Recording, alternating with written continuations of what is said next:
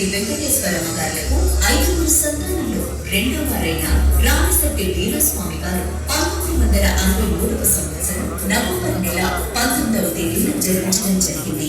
వీరికి 4 అక్క చెల్లెలు. వీరి జన్మస్థలం కృష్ణా జిల్లా తిరువూరు.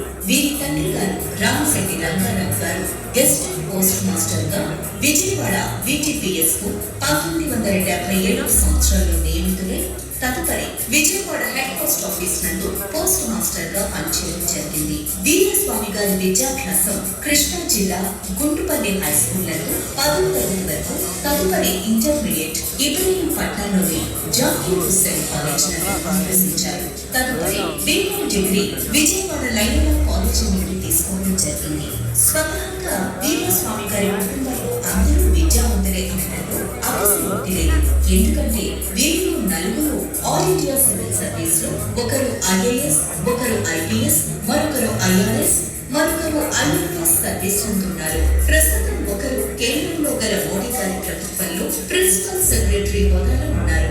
ఈ నేపథ్యంలో వీరస్వామి గారు నిర్మాణ రంగంలోకి రావడం జరిగింది. వీరస్వామి గారికి ప్రజా సంబంధాలు నిర్వహించడం పరిపాటి, అందరినీ సమీకరించి పని చేయించడంలో ఘనపాటి. అలా సాగుతున్న సమయంలో 1986 జూన్ 11న విజయవాడలో ఉన్న శ్రీ నాగేశ్వరరావు గారు, శ్రీమతి హనుమతి దంపతుల ప్రథమ కుమార్తె ఆశావాణి గారితో వీరికి వివాహం జరిగింది. వీరికి 2 కుమారులు. వీరి పెద్ద కుమారుడు సాయి కార్తిక్, చిన్న కుమారుడు సాయి బలరాం కాగా వీరి ప్రథమ కుమారుడు సాయి కార్తిక్ MS కాలిఫోర్నియాలో చేసి వాషింగ్టన్ DC నందు వరల్డ్ బ్యాంక్ తో పాటుగా వివిధ సంస్థలలో 5 సంవత్సరాలు పనిచేసి ఆ తర్వాత హోటల్ రంగంలోకి రావడం జరిగింది.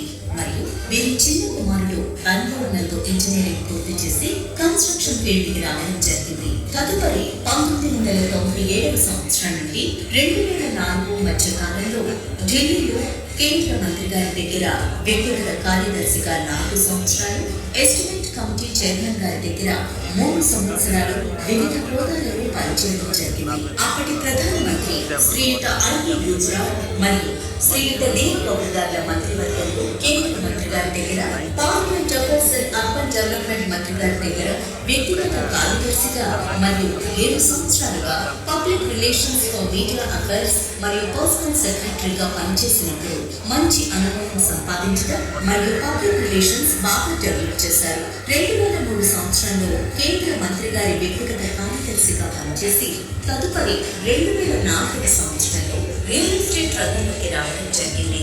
నిర్మాణ రంగంలో కూడా చాలా ప్రాముఖ్యతను సంపాదించుకున్నారు. ఆ తదుపరి నిర్మాణ రంగంలో కూడా రాష్ట్రంలో మంచి గుర్తింపు తెచ్చుకున్నారు.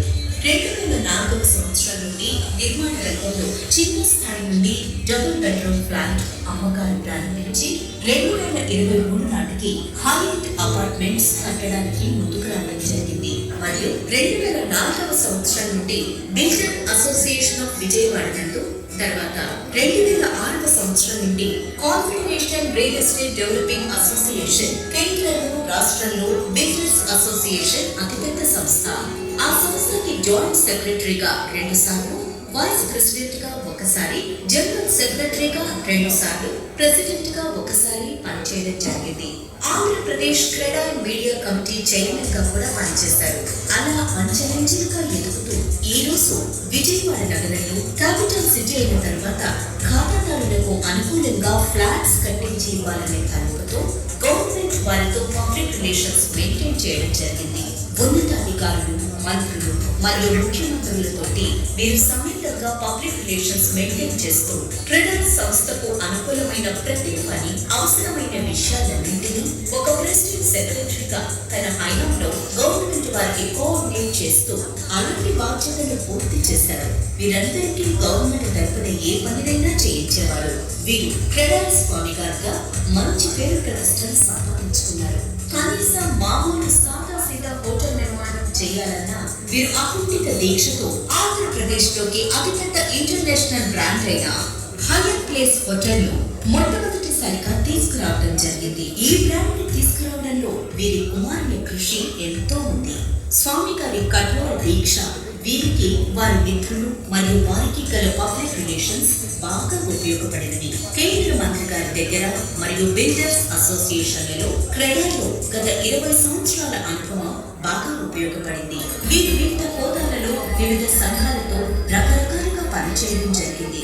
వివిధ రాష్ట్ర ప్రభుత్వంలో ఉన్న వారితో రాష్ట్ర మంత్రులు, ముఖ్యమంత్రులు, ఆనాటి గౌరవనీయులైన శ్రీ రాజశేఖర రెడ్డి గారు మొదలు ఆ తర్వాత వచ్చిన శ్రీ నారా చంద్రబాబు నాయుడు గారు, ప్రస్తుత ముఖ్యమంత్రి గారైన గౌరవనీయులైన శ్రీ జగన్మోహన్ రెడ్డి గారి వరకు వీరి ప్రస్థానం కొనసాగుతోంది.